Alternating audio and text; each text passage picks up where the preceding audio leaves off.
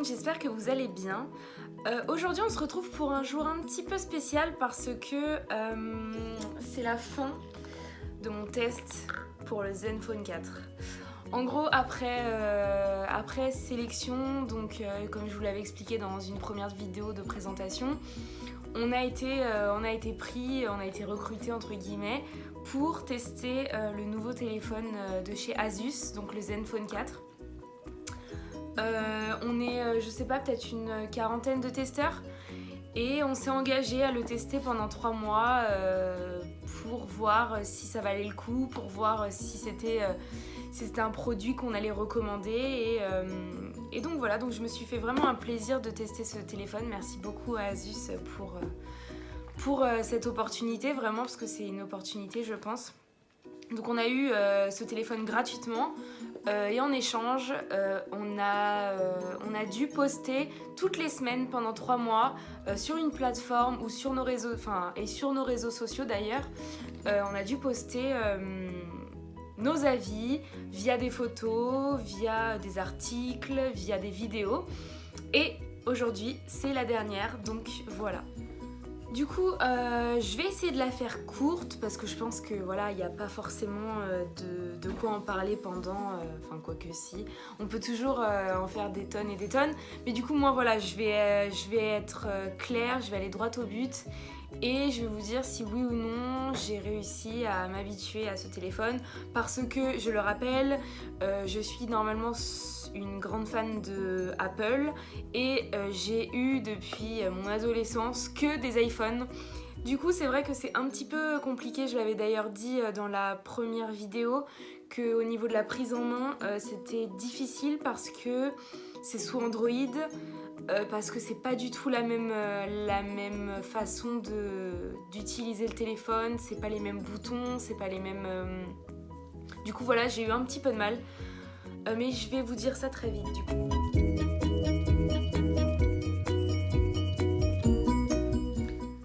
Alors on va commencer tout d'abord avec le design du téléphone parce que je pense que c'est quand même une chose vachement importante pour quand on arrive dans un magasin, c'est la première chose qu'on voit.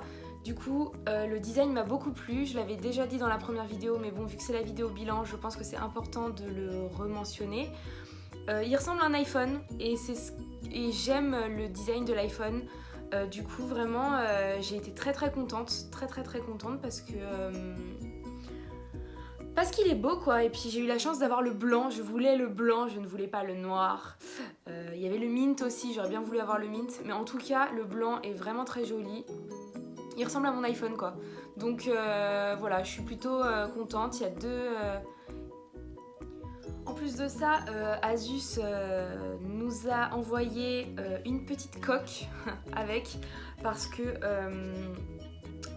heureusement d'ailleurs, parce que il y en a pas beaucoup dans le commerce vu que c'est un téléphone quand même assez récent. Du coup voilà, il n'y a pas trop de choix pour le moment en coque. Donc bah c'était une bonne idée de nous en procurer une au moment du test. Voilà.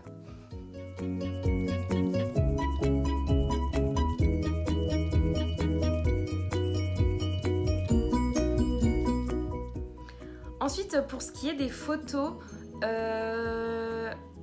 au début j'étais plutôt mitigée sur la qualité, je savais pas trop comment m'y prendre, surtout qu'en fait il y a un mode automatique, il y a un mode pro, donc en automatique les photos franchement c'est pas ça vraiment, surtout les photos de nuit c'est pas terrible du tout. Par contre en mode pro je pense que quand on l'a bien en main, on peut quand même réaliser des jolies photos quand on sait s'y prendre parce que encore une fois les réglages sont très compliqués et c'est pas du tout pareil que les iPhones. Mais bon du coup ça ressemble beaucoup plus à un téléphone pro entre guillemets où on peut vraiment faire des choses plus poussées on va dire que sur l'iPhone où on a les réglages de base. Bon voilà, la luminosité, le flou. Là c'est un petit peu plus technique, mais bon je pense que du coup il faut quand même l'avoir bien en main pour comprendre et pas forcément s'arrêter sur les premières photos entre guillemets parce que ça reflète pas forcément la qualité du téléphone, parce que c'est aussi ce qu'on va en faire derrière qui compte. Donc pour ça je pense que ma critique a changé entre guillemets, parce que c'est vrai qu'au début je me suis dit oh là là mais qu'est-ce que c'est que ce téléphone quoi, il prend des photos horribles, mais je vais reprendre mon iPhone.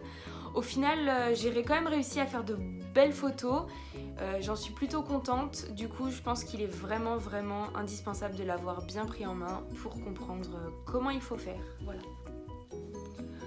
Ensuite pour les vidéos, j'ai été un petit peu déçue. Pour Snapchat, pour les Insta Stories, la qualité n'est pas du tout la même. J'ai l'impression qu'on ressemble à des poupées de porcelaine quand on fait des stories. C'est pas quelque chose que je trouve bien, entre guillemets. Après voilà, c'est Snapchat, c'est Instagram, ils ont déjà eux leurs paramètres, donc j'imagine que ça correspond pas forcément aux paramètres du Zenfone. Et puis sinon, j'ai fait des vidéos aussi pour mes projets en classe et c'est pas terrible non plus. La vidéo est floue dès qu'on la met sur le téléphone, ça va en soi, mais dès qu'on la met sur par exemple Facebook, on essaye de la partager, la qualité est horrible. Donc bon, je sais pas, ça peut être encore une fois, je suis pas une pro, j'ai peut-être pas bien réglé les paramètres. Maintenant voilà, je suis pas une fan inconditionnelle de la qualité vidéo du Zenfone, voilà.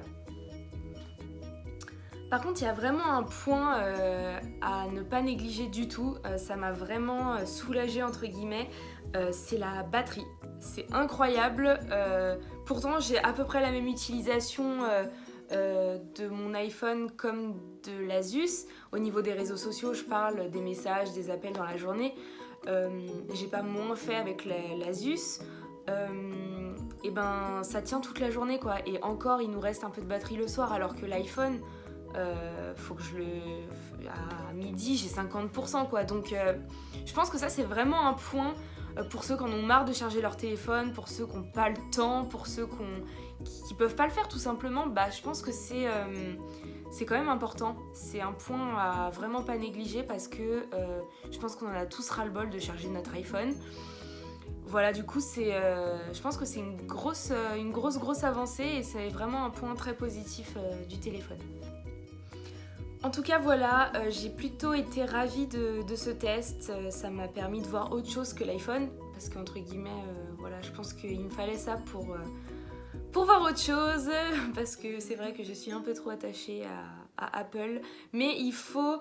au début ça fait bizarre, il n'y a pas à dire, ça fait très bizarre, quand on l'a en main on se dit ah ouais c'est quoi ce téléphone du futur, ou je sais pas trop, mais en tout cas ça change. C'est sûr que quand on est habitué, il va y avoir un temps d'adaptation, parce que comme moi, comme plusieurs d'entre nous, plusieurs testeurs, je pense qu'on était sous Apple, et vraiment Apple c'est un monde quoi, c'est pas pareil que tous les téléphones, donc on aurait eu du mal aussi avec un Samsung, on aurait eu du mal avec n'importe quoi, et du coup là c'est quand même, ça nous a un petit peu justement délogé de notre confort entre guillemets d'Apple. Et voilà, du coup, rien que pour ça, j'étais contente de pouvoir tester autre chose que mon iPhone. Et sinon, j'ai découvert quand même une belle qualité de photo. Quand on sait bien le gérer, on arrive quand même à faire des choses plutôt pas mal. Pas au point d'un appareil photo numérique, voilà, ça reste un smartphone. Mais quand même, je pense que si on va se promener, on peut prendre quand même des beaux clichés. Quand on a un truc à immortaliser, je pense qu'on peut le faire avec ça. Et du coup, c'est plutôt pas mal. Et en fait, pour finir, gros point surtout, je pense à aborder, c'est le prix. Là, il me semble qu'il est aux alentours de 400 € en magasin. Voilà. On est loin des 1200 € du nouvel iPhone, des 900 € de chez Samsung. Je pense qu'au niveau rapport qualité-prix, il n'y a pas à dire, foncez quoi. C'est un téléphone, vraiment vous allez avoir le tout confort entre guillemets, avec quelques bugs, avec quelques petites choses à améliorer encore, mais Mais voilà, je pense qu'après, on paye pas la marque forcément parce que bon, Asus, c'est une très bonne marque et pourtant ils le font pas trop ressentir dans leur prix. Je pense que ouais, c'est plutôt un gros plus ce prix parce que la qualité y est et voilà. Donc c'est un bon téléphone, encore amélioré, mais je pense que ça ils le feront du coup. Ils ont quand même amélioré pas mal de choses au niveau des mises à jour, au niveau de certains bugs qu'on a signalés. Et du coup voilà, les nouvelles mises à jour ont fait que ça a rectifié certaines choses. Du coup voilà, on était là aussi pour ça, montrer que ce qui n'allait pas, ce qu'il fallait rectifier. Et ils l'ont fait, donc c'est plutôt une bonne nouvelle pour vous qui allez peut-être l'acheter plus tard. Donc voilà, ça m'a fait beaucoup plaisir de participer à ce petit test, entre guillemets, ce grand test, parce que ça a quand même duré 3 mois, hein, c'est pas rien. Maintenant voilà, si vous voulez voir des photos que j'ai pu prendre au fil de ce test, je vous invite à aller sur mon Instagram, sur mon Facebook, et j'ai fait quelques vidéos aussi parce que nous avions des vidéos imposées, donc vous pouvez aller voir aussi ces vidéos pour voir si mon avis a changé ou non.